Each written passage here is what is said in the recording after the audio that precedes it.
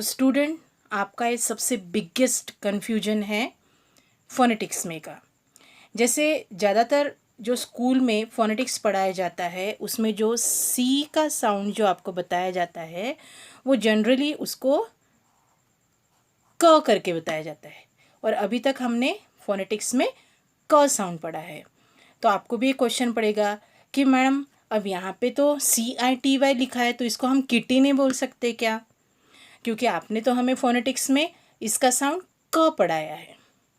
But in general phonetics जो सी के दो साउंड होते हैं, जैसे एक सॉफ्ट साउंड होता है और एक हार्ड साउंड होता है, और स्कूल में ज़्यादातर हार्ड साउंड ही पढ़ाया जाता है क क, लेकिन इसका सॉफ्ट साउंड होता है सिटी।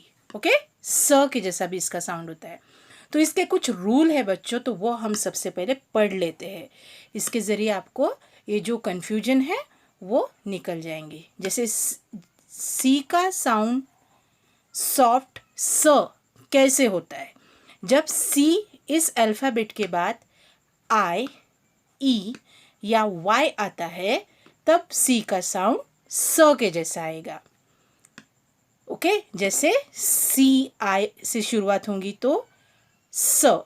ओके, सी के बाद अगर ई आता है तो सी का साउंड क्या हो जाएगा? स के जैसा।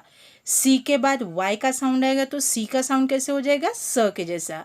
हम कुछ एग्जाम्पल देखते हैं। फॉर एग्जाम्पल, जैसे यहाँ पे देखो सिटी शब्द, तो सी के सामने देखो यहाँ पे आई आया है, इस वजह से सी का हमने साउंड क्या किया है? क के बजाय स लिया है, जैसे सिटी। दूसरा देखो यहाँ पे सी के बाद वाई आया है, CY आया है करके यहाँ पे क का साउंड नहीं आएगा तो सी का स साउंड आएगा रूल के हिसाब से। Okay, cycle. अब यहाँ पे देखो ई आया है तो इसका भी क्या प्रोनाउंसिएशन होगा? सेंटर। अब यहाँ पे देखो, तो अब आपको एक क्वेश्चन और आ सकता है, जैसे एक स्पेलिंग में 2 बार सी आया है और उसके सामने अगर कैसे स्पेलिंग है, जैसे यहाँ पे सी के बाद आई आए तो इसको सॉफ्ट साउंड हो जाएगा, तो यानी इसको हम सर। ओके, आ रहा है तो र। Okay, sir.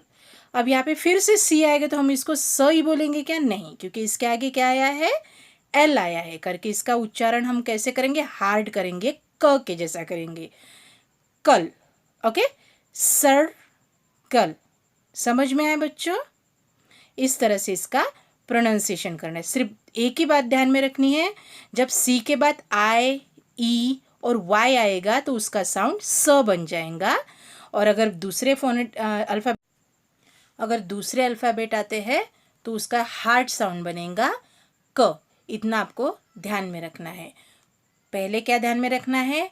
अगर सी अल्फ़ाबेट के सामने आई, ई, वाई आता है, okay, then this sound is स। ओके, सिर्फ IEY आएगा तभी इसका साउंड स के जैसा बनेगा। Okay students,